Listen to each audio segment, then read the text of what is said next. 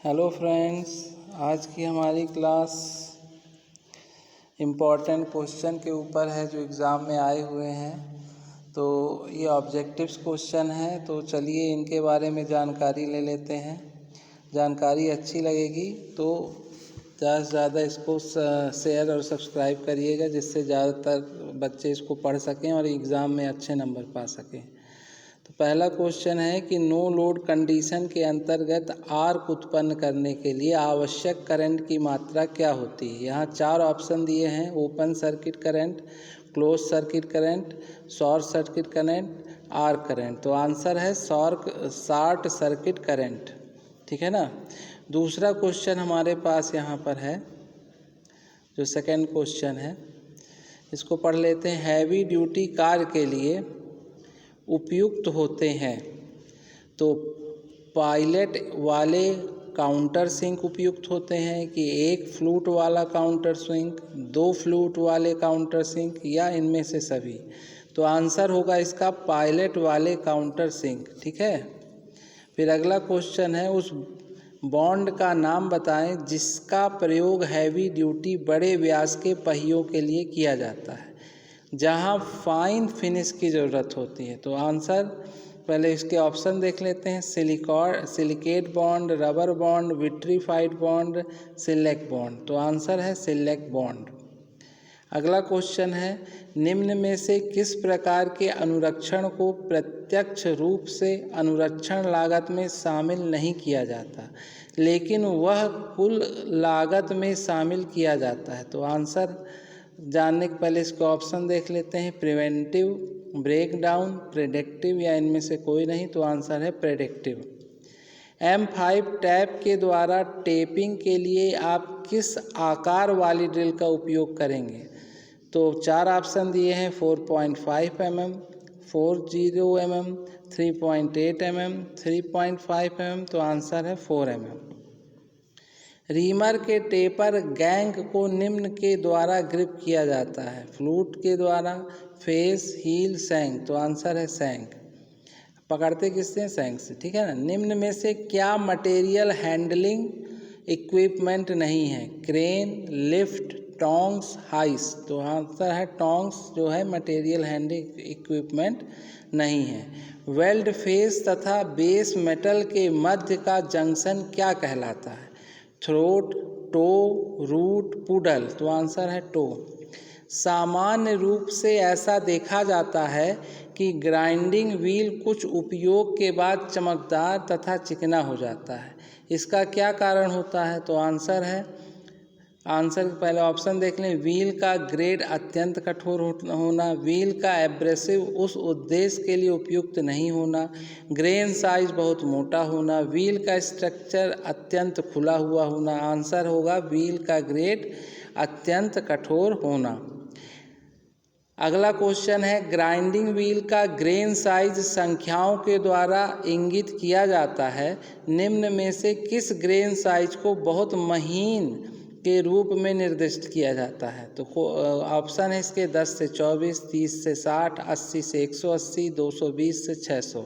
तो आंसर होगा 220 से 600। अगला क्वेश्चन है, ट्विस्ट ड्रिल को खालिस्तान के द्वारा निर्दिष्ट किया जाता है। ऑप्शन है व्यास, टूल टाइप, मटेरियल, उपरोक्त में से सभी। तो ट्विस्ट ड्रिल को इन सभी के माध्यम से, या कह सकते हैं उपरोक्त सभी से निर्दिष्ट किया जाता है। एंगल फ्लूट का कोण होता है, क्या होता है? हेलिक्स होता है, पॉइंट होता है, क्लियरेंस होता है, या रैक होता है? तो आंसर है रैक होता है। रैक एंगल फ्लूट का कोण होता है, ठीक है। यदि ड्रिल में क्लियरेंस एंगल में वृद्धि हो जाए तो इसका क्या परिणाम होगा? तो ऑप्शन है घटिया वेट एक्शन होगा, कमज़ोर कटिंग एड्स होंगे, रफ होल सरफेस होगी, बढ़ा हुआ पॉइंट एंगल होगा। तो आंसर क्या आ रहा है? कमज़ोर कटिंग एड्स। ब्लास्ट फर्नेस से निकलने वाले उत्पाद को क्या कहते हैं?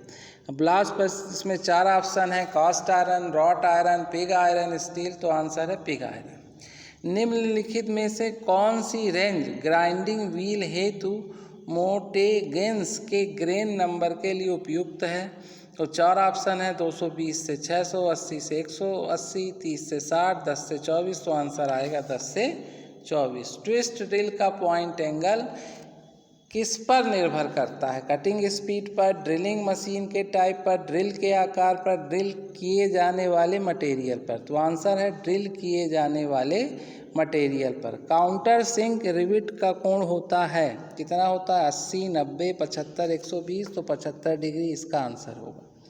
निम्न में से किस प्रकार के हैमर का उपयोग रिविट के सैंक को फैलाकर रिविट हेड निर्मित करने के लिए किया जाता है?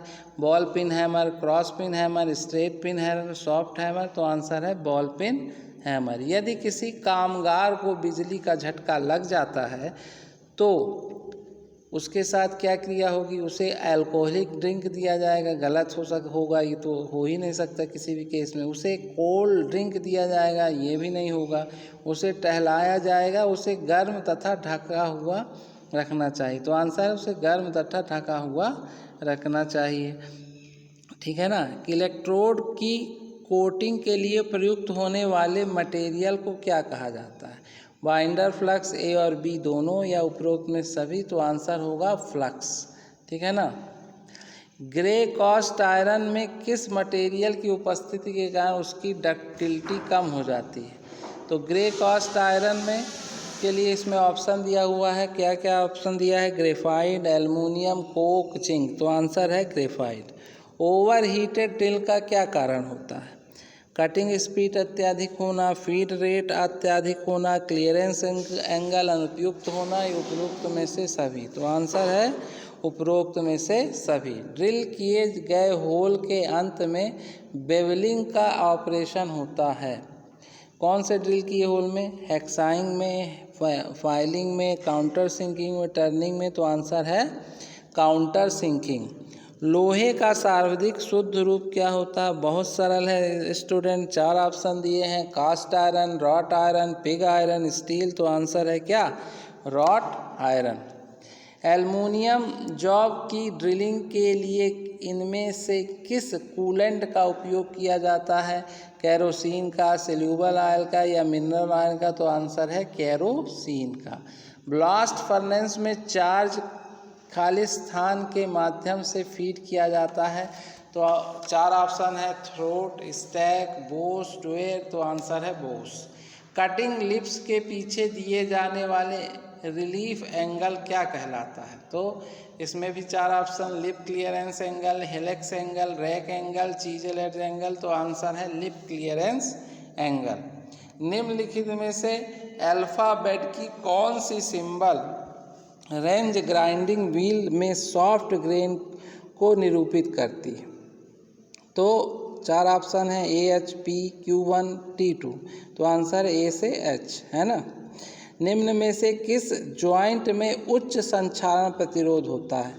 तो 4 option, welded joint, riveted joint, welded joint, या इनमें से कोई नहीं। तो आंसर है वेल्डेड ज्वाइंट। सिलेंडर में एसिटिलीन गैस खाली स्थान से भरी जाती है। किस तरह के रूप में भरी जाती है एसिटिलीन गैस? ठोस में, गैस में, तरल में, या किसी भी रूप में? तो आंसर है तरल रूप में, लिक्विड फॉर्म में। ठीक है ना। ऑक्सी एसिटिलीन वेल्डिंग में ऑक्सीजन सिलेंडर का रंग होता है कि किस रंग का होता है? लाल होता है कि मैरून की काला की भूरा? तो आंसर है काला। ठीक है। क्यूपोला की कार्य क्षमता की रेंज क्या होती है? 20 से 40, 30 से 50, 40 से 60, 50 से 60, 70। तो आंसर है 30 से 50%। रीमर्स की बॉडी पर पाए जाने वाले हेलिकल ग्रूव किस नाम से जाने जाते हैं? तो फ्लूट्स, फेस, हील, रिसेस। तो आंसर है फ्लूट्स के नाम से जाने जाते हैं। वेल्डिंग शॉप में किस टाइप के अग्निशामक का उपयोग किया जाता है या किया जाना चाहिए? Foam type, dry powder, CO2, halon. तो आंसर है CO2। ठीक है ना। 2 धातुओं को स्थायी रूप से जोड़ने की प्रक्रिया को क्या कहा जाता है? Welding, coupling, forging, black Smith. तो आंसर है वेल्डिंग।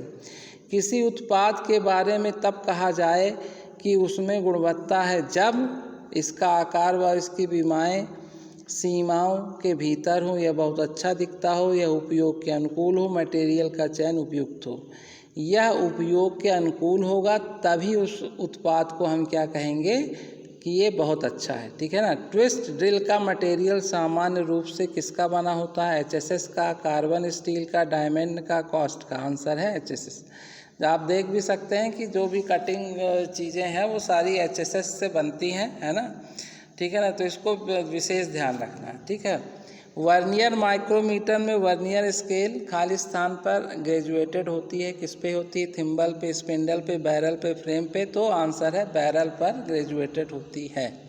फ्लेम का भीतरी शंकु का तापमान खाली स्थान होता है। फ्लेम आपने देखा होगा, 3 प्रकार की फ्लेम आपको जनरली पढ़ाई गई है ना, ऑक्सीडाइजिंग, पेल, कार्बोराइजिंग फ्लेम, न्यूट्राइजिंग। तो ये इसमें फ्लेम के बारे में आपको पहले जानकारी दी गई थी, इनर सरफेस, आउटर सरफेस सारी होती है इसमें। तो ये पूछ रहा है फ्लेम के भीतर का जो शंकु का तापमान है वो कैसा होगा? तो उच्चतम होगा, सबसे कम होगा, मध्यम होगा, या कह नहीं सकते। तो अंदर ये जो आपका शंकु वाला तापमान है कैसा रहेगा? उच्चतम होगा, हाईएस्ट होगा अंग्रेजी में।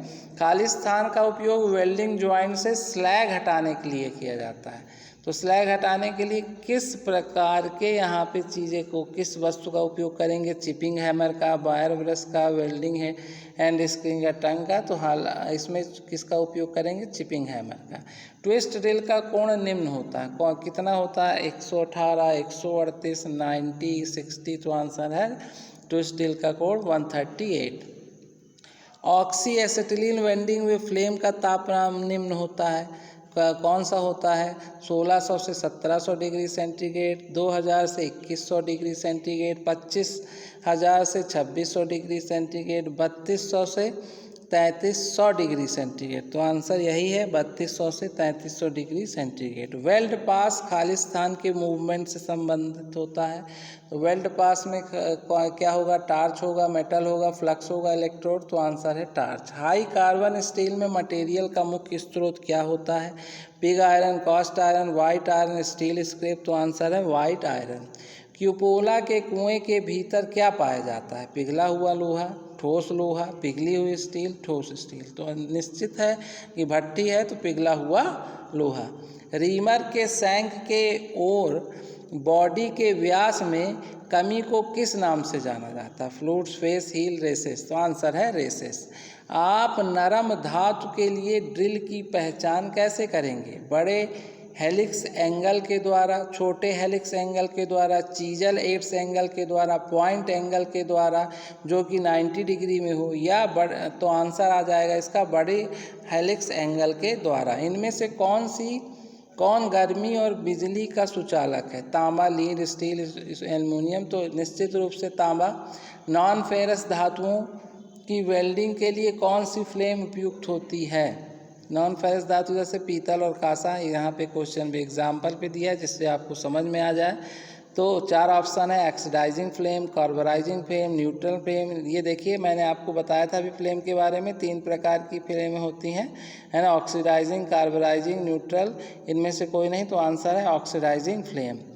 एक स्क्रू ग्रेड को 1 इंच BSP श्रेड के नाम से निर्दिष्ट किया गया। इसमें 1 इंच क्या इंगित करता है? तो थ्रेड का दीर्घ व्यास, थ्रेड का दीर्घ व्यास, थ्रेड का लघु व्यास, थ्रेड का पिच व्यास, पाइप का होल। तो पाइप का होल के व्यास को ये निर्दिष्ट करता है।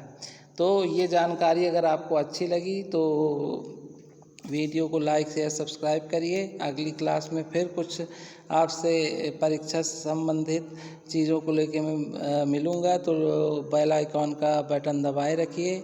आज के लिए धन्यवाद।